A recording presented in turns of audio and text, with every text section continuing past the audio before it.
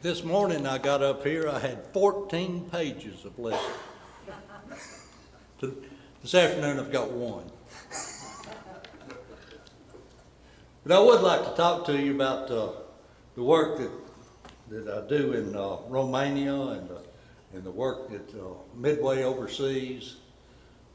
Been doing this for a long time. First time I went was 26 years ago. And things have changed there a lot since then. Before I get into that though, I want to mention, I saw on your announcements that were being cast PTP 365. Great resource. Polishing the pulpit is another thing that the Midway Church oversees. And it's the largest gathering of Christians in the world. This year we had 5,472. And if any of you that were there, you know, but you talk about really a spiritual uplifting. It's just wonderful. The great lessons that we have. And a lot of people don't go because school's already started. So next year, we're going to have two. We're going to have one in Branson, Missouri in July, and we're going to have the one that we always have in August in Sevierville. So if you couldn't make the one in Sevierville because it's too late, we've got you covered. We've got one that's going to happen in July. We'll actually meeting next week. We're meeting to start planning that. The elders at Midway and the directors of Polishing the Pulpit, and we'll be planning that. And I know it's going to be wonderful. It's grown unbelievably. And in the worship service there, we have to have worship services in 4 churches plus at the convention center because there's so many people.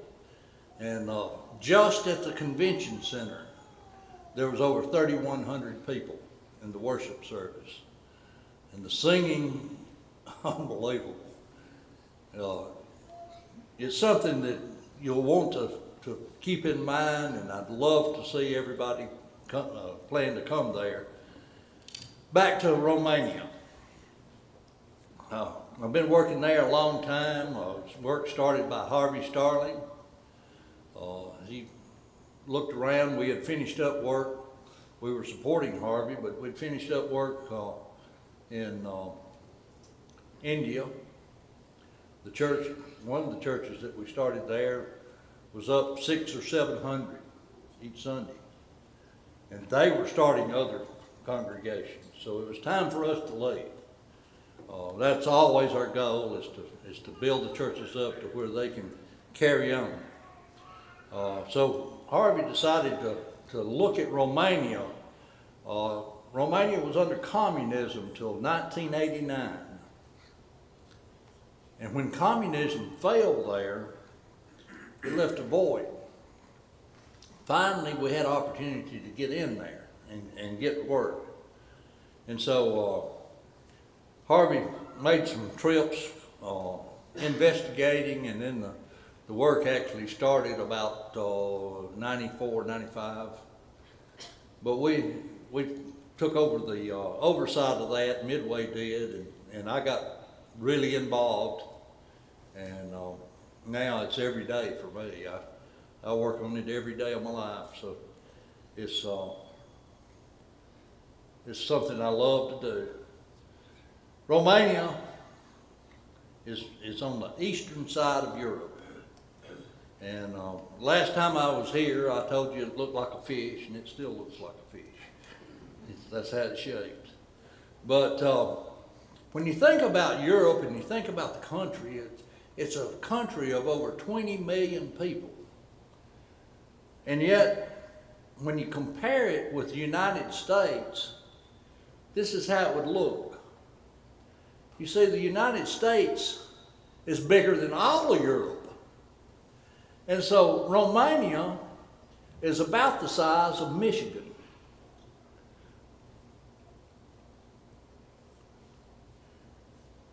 It has different sections. Now these are not like our states here. That's divided even smaller. But in history, if you go back in history, these are the divisions that were created throughout the time. It was conquered by Rome back in their Roman heydays. And that's where the name Romania, a lot of the Romans settled there in Romania. And it has a big influence there. The language has little touches of Italian. It has little touches of French, a little bit of Portuguese. Our secretary there speaks 5 languages, and she speaks all of those, plus she signs. But where we work is in this bottom, down where it's sort of red down here toward the bottom. These are the churches. We've established 7 churches, and it's like taking care of kids or chickens. We have to keep them rounded up still. Heavy influence on the Orthodox, and we have to make sure they don't get back into the rituals. The Orthodox are big into rituals. That's about the total sum of their beliefs. It's a very poor nation. It was poor under communism, and since communism ended back then, you'd think they would really be prospering, because it has the resources, it has the workforce.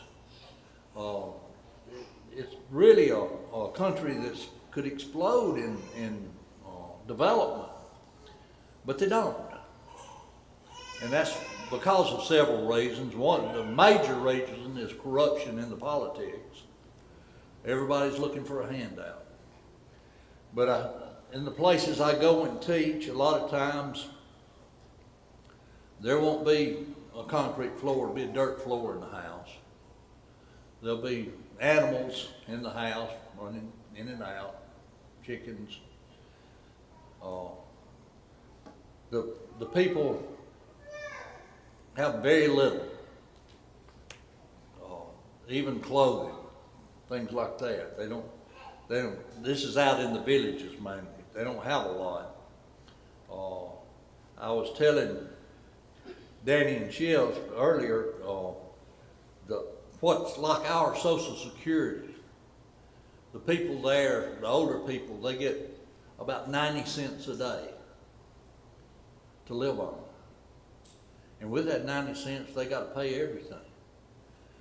They're supposed to have socialized health care. And let me tell you, I've traveled in a lot of countries.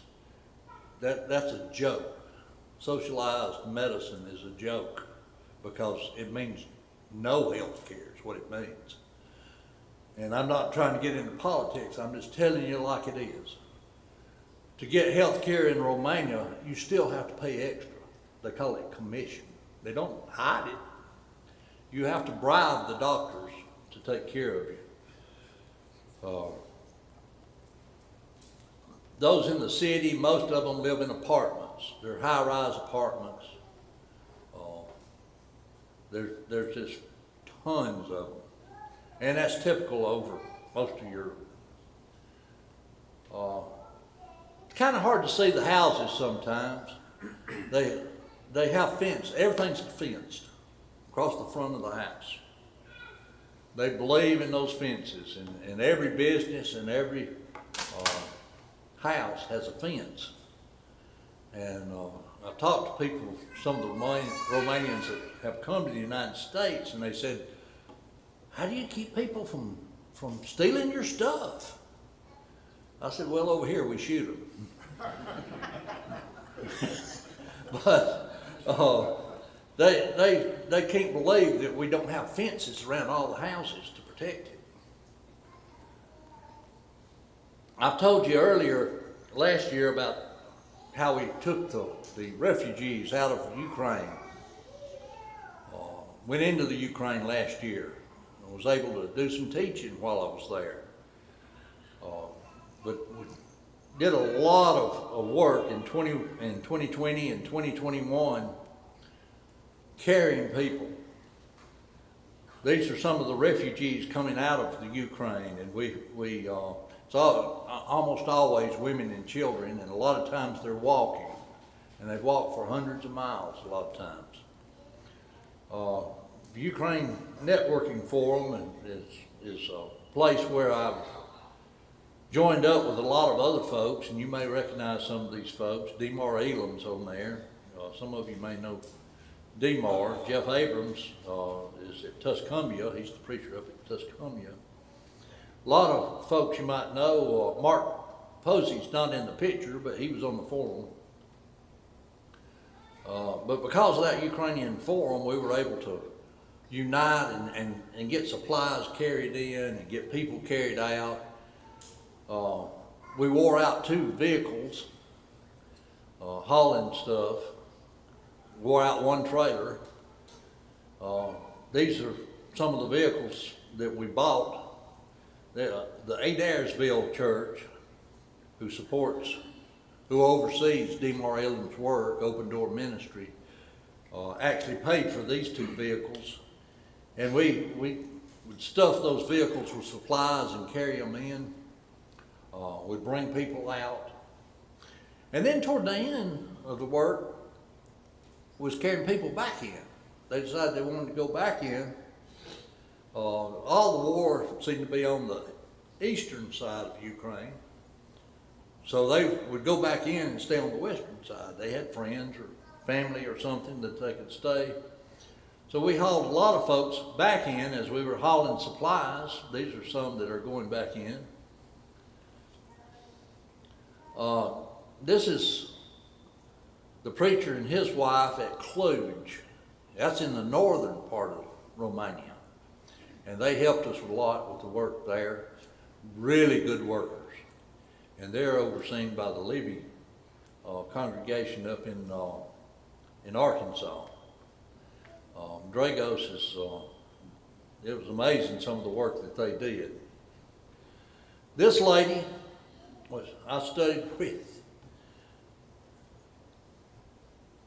Her mother told me she wanted to be baptized. I said, great, let's go right now. I said, I was studying at their house, and I said, let's go right now. And we'll call ahead and have the baptistry already filling. It takes about 2 hours to fill the baptistry. I said, we'll have it filled and we'll go get you baptized. Well, her mother said, no, not right now. She said, I will though, the next time you come. She said, I got to buy a new dress. I need a new dress to be baptized. I said, no, you don't. You don't. You may not have tomorrow. God doesn't promise you. I begged her. I begged her with tears in my eyes. Well, before I could get back, she caught COVID and she died. It broke my heart.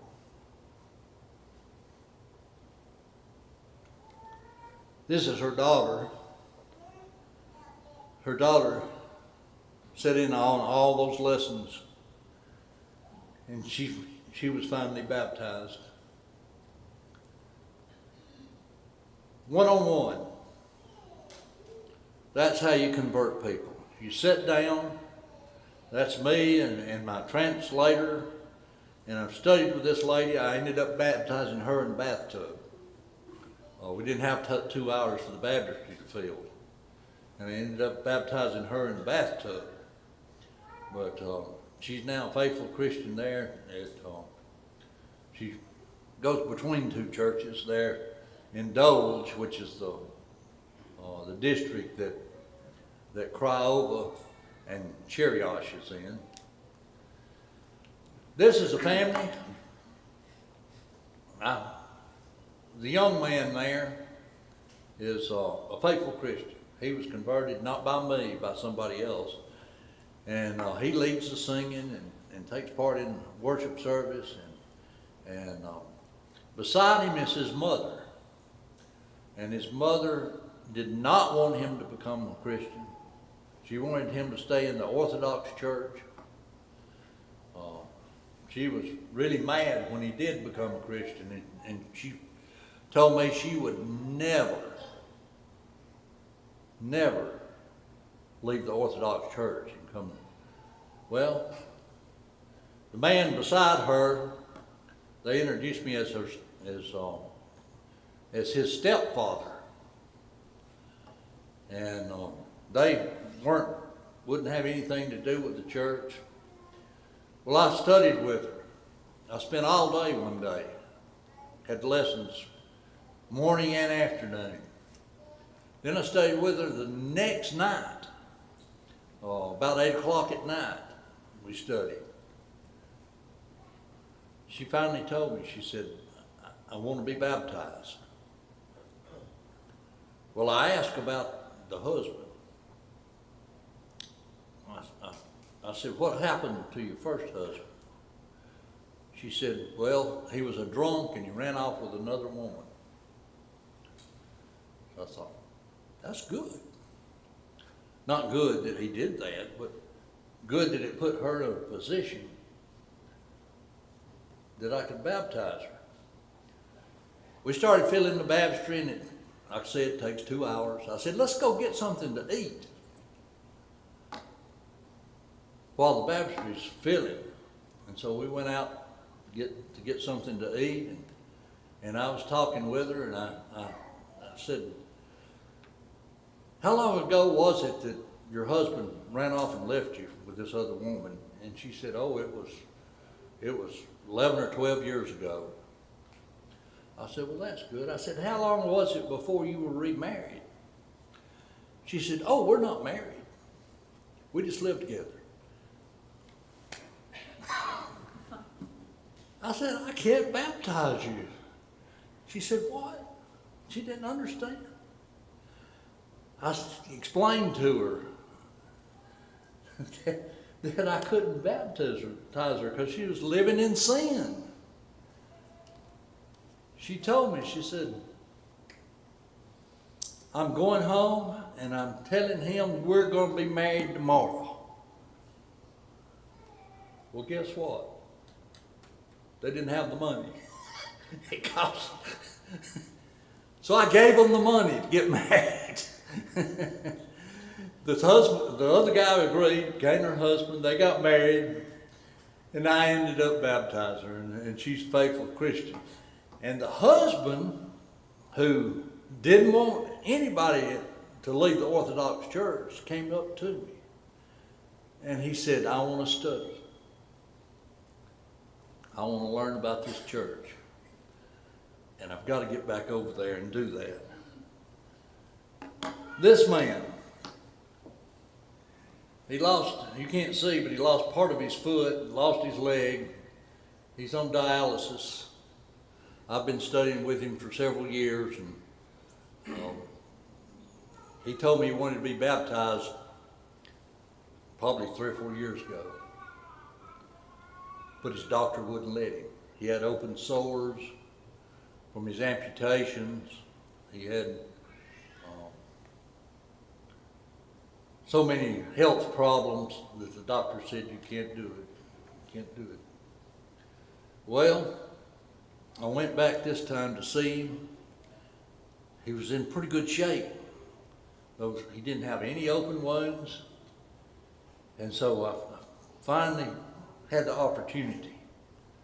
And you talk about hard baptism. Now this one was tough. We had to lift him up over the side of the baptistry. And 2 of us, but we baptized him right there. This man, we translated all the New Testament into commentaries from Sunset into Romanian. And then we sent them out to the members, and whoever wanted one. Actually sent it all over the country to other churches too. But this man had not been attending church. He's a gypsy. and they're looked down on. The little girl there has lots of problems. She is a faithful Christian, but the man was not coming to church. And I asked if I could go study with him.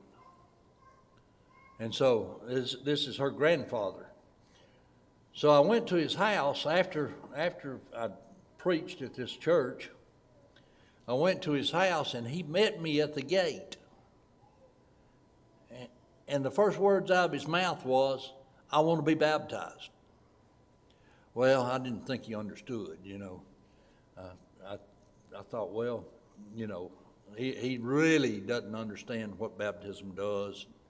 And so we went in and we studied for about 2 hours.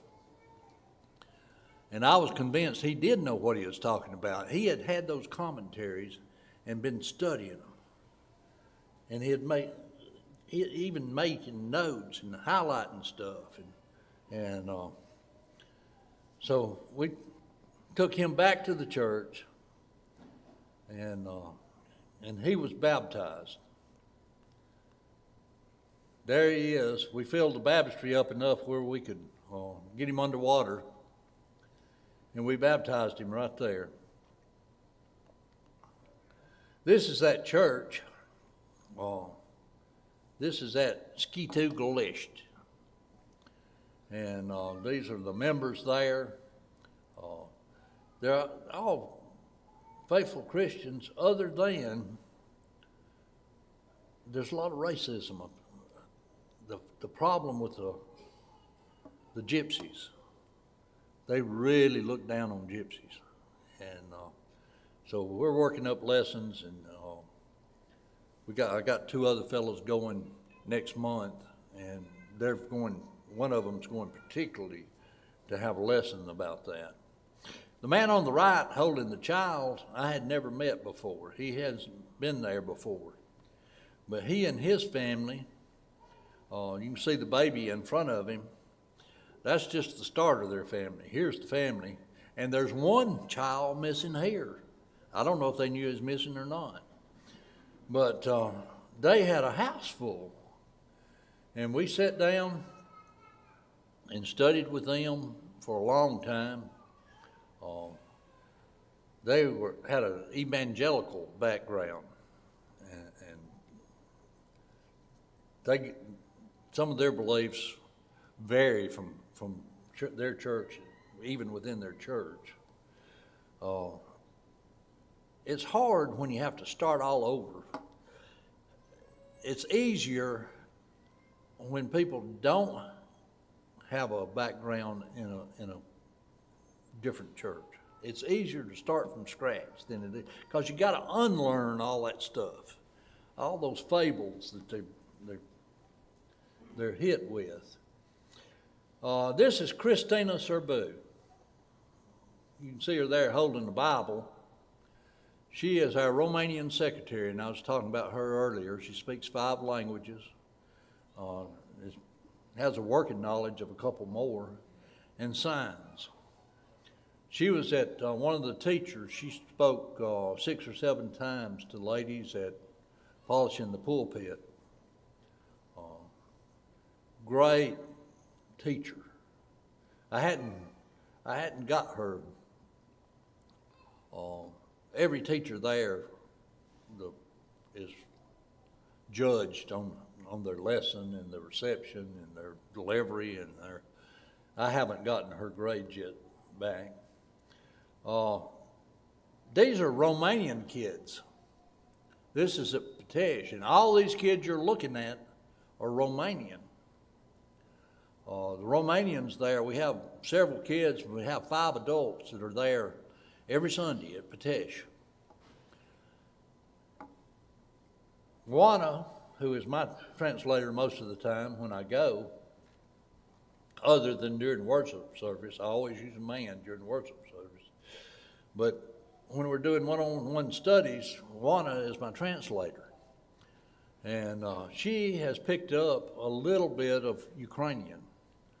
And it's pretty tough because they don't even use the same alphabet we use. It's a Russian alphabet. Uh,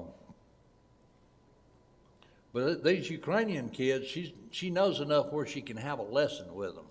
But in the worship service, we didn't have anybody that knew, we didn't have a Romanian that could speak Ukrainian. So we couldn't translate. But we had a Romanian that knew English. And we had a Ukrainian that knew English. And so they sit toward the back, and we have two translators. We have one that translates it out of Romanian into English, and then the Ukrainian translator will take that and put it back into Ukrainian every Sunday.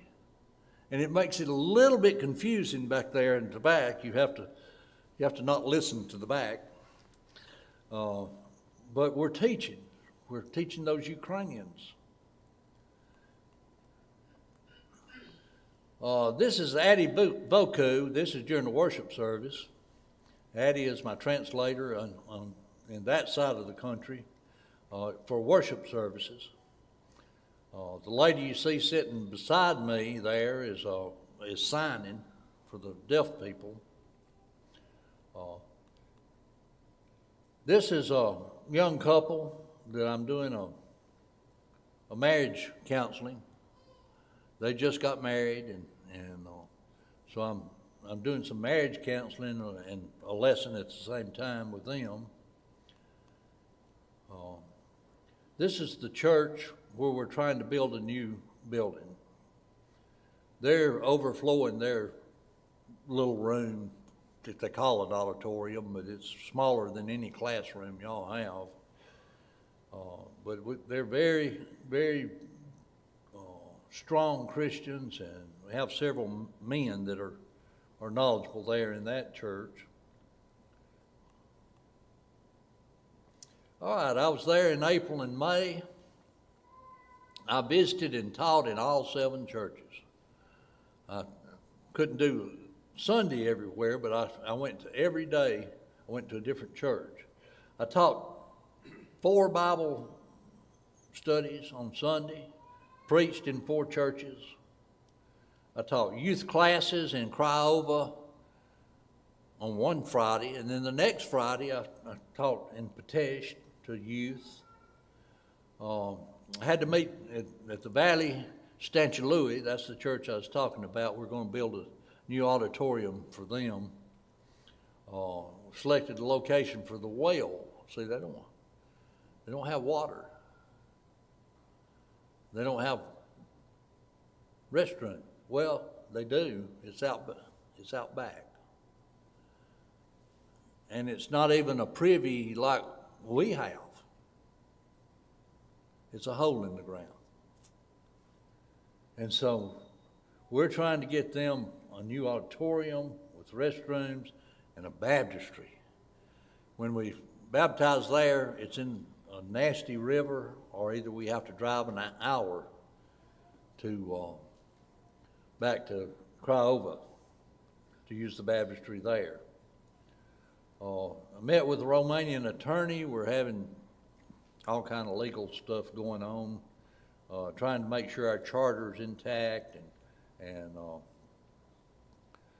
make sure that we legally own all the buildings.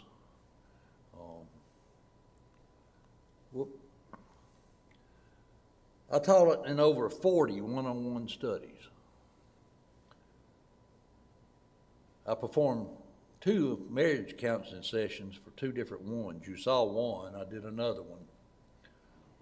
And I inspected the Corbin Cemetery. Corbin is one of the farthest north churches, and it's getting up into the mountains. Corbin is where 2 times I've been preaching, alarm will go off on our phones, and you can't. It's one you can't silence. Alarm goes off, and first time it happened, it scared me to death.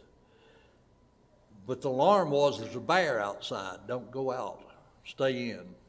They have bears that come right up to the building.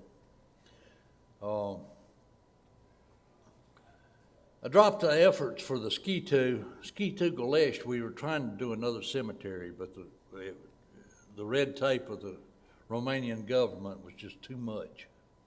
We've given it up for right now, but we may address it in the future. And then I baptized 3 precious souls. Some I've worked with for a good while, and some for just a short time. Since I left over there, they've had the summer Bible camp. I don't get involved in the camps, but these are all from all the churches, not just the 7 that we support over there, but they're from churches all over Romania. And then right now, it's just finishing up the preacher training school. And we've got Joel Inman, you see there, and this is Mark Kerfman. Joel is from Arkansas, Mark is from Ohio. They joined me in going to Romania on a regular basis, and they're just finishing up that school that's there. This is some of the students there. We have a lot that are interested in becoming preachers, and hopefully they will be able to. So why do we do this? Why evangelize? Well, first of all, Jesus commanded it. He said, go into all the world. Number 2, the apostles commanded it. Paul, writing to Timothy, said, preach the word. He said, preach the word in season and out of season. Reprove, rebuke, exhort with complete patience and teaching. And then he said, for the time is coming when people will not endure sound teaching. That time's now. It's been going on for a long time. That's why we have denominations all on every street corner. He said that people will have itchy ears. They'll accumulate for themselves teachers that suit their own passions. Boy, that sounds so familiar. And they'll turn away from listening to the truth and wander off into myths. Man, it's everywhere. Number 3, people be encouraged. We're taking the good news that people need. People over there think they're okay. They're in the Orthodox Church. They go to church 3 times a year. They think that's fine. And they might go to a wedding also. They think that's a religious service. It's an opportunity to work for the Lord. Man, it's nothing better. I have people ask me all the time, aren't you getting too old to do this? Aren't you? It's physical, it's hard. But I tell you, it's wonderful. I enjoy it so much to be able to work for God and do His will. It precedes baptism. You can't get people, their sins washed away unless you go, unless you tell them. Romans 10, 14 through 17, I think, says, how are people going to know unless you tell them? You got to tell them. And it proves our love, proves that we love those people halfway around the world, people we don't know, but we love them. And we want them to go to heaven. And it opens the door for healing in our world. Man, there's nothing that's going to overcome the things that are going on in our world except the Word of God, the sword of the Spirit. It's the only weapon that'll do it. Thank you for listening to me. The year was 1829, and there was a man named George Williams, and he was arrested for murder of a male employee and for robbing the mail, and he was sentenced to die. But George Williams had some powerful friends, and his friends appealed all the way up to Andrew Jackson, who was president at that time. And so Andrew Jackson pardoned George Williams. Well, word came back down. It came to the governor and then to the sheriff's office. This man's been pardoned. He won't be executed. But George Williams rejected that pardon. He said, no. Well, the sheriff was in a quandary. He said, I can't execute this man. The President of the United States has said he's to be set free. I can't do it. And so it went back up the ladder. It went to the governor, and the governor went back to the president, and the president didn't know what to do. And so he sent word to the Supreme Court. And the Supreme Court studied the case, and they said this verdict: pardon rejected is no pardon at all. And so they had executed George Williams. You know, that's how it is with Christ. The pardon's there. He stands at the door and knocks. But you got to open the door. Will you do that? If sin's in your life, come forward and admit it. Start fresh, start clean, without any guilt at all, while we stand and sing.